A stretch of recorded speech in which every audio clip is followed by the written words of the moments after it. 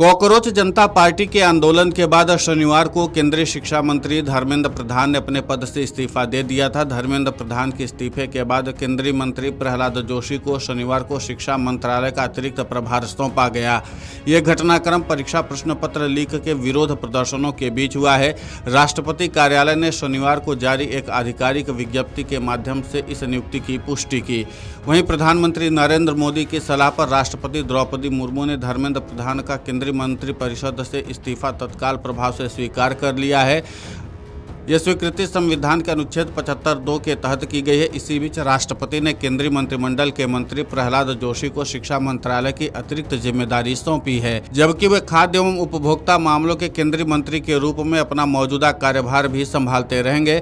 वहीं शिक्षा मंत्रालय का अतिरिक्त चार्ज मिलने पर केंद्रीय मंत्री प्रहलाद जोशी ने कहा, मैं ये जिम्मेदारी निभाऊंगा। मैं प्रधानमंत्री का शुक्रगुजार हूँ। प्रधानमंत्री नरेंद्र मोदी की सरकार के पिछले 12 सालों में कई ऐतिहासिक उपलब्धियां हासिल हुई हैं। पिछले 4-5 सालों में धर्मेंद्र प्रधान ने नई शिक्षा नीति भी लागू की और कई जरूरी काम भी किए। देश ने नई शिक्षा व्यवस्था में काफी तरक्की की है। प्रधानमंत्री के नेतृत्व में मैं अपनी पूरी काबिलियत से काम करूंगा और अपनी जिम्मेदारियों को पूरी लगन से पूरा करूंगा। इस पूरे मामले को लेकर के केंद्रीय मंत्री प्रहलाद जोशी ने और क्या कुछ कहा है, आप खुद सुनिए उन्हीं की जुबानी। अभी मुझे पता चला है कि माननीय प्रधानमंत्री जी ने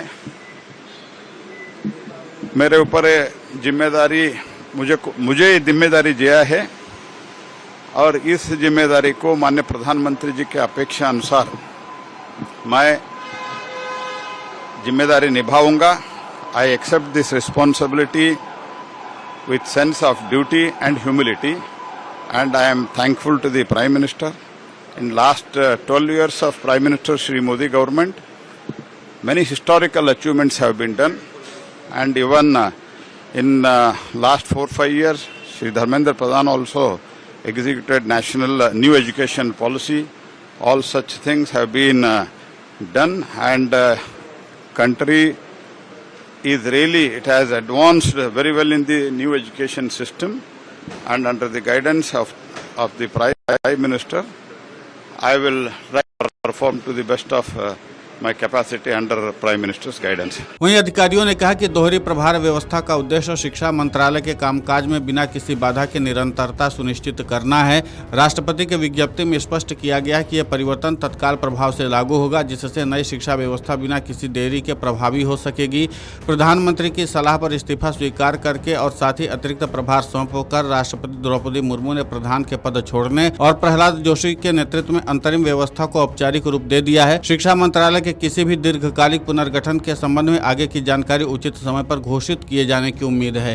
लेकिन कुल मिलाकर के है कि उनके इस्तीफे के बाद से जब कयास ये लगाए जा रहे थे कि आखिर नई जिम्मेदारी किसको मिलेगी, तो उन तमाम अटकलों पर विराम लगाते हुए फिलहाल ये साफ कर दिया गया है कि प्रहलाद जोशी के पास शिक्षा मंत्रालय का अतिरिक्त प्रभार रहेगा। और उसी के साथ प्रहलाद जोशी ने भी मीडिया के सामने जब आए तो उन्होंने साफ कर दिया कि वो पूरी जिम्मेदारी के साथ इस मंत्रालय को संभालेंगे और अपनी क्षमता से, अपनी काबिलियत से इस काम को पूरा करके दिखाएंगे।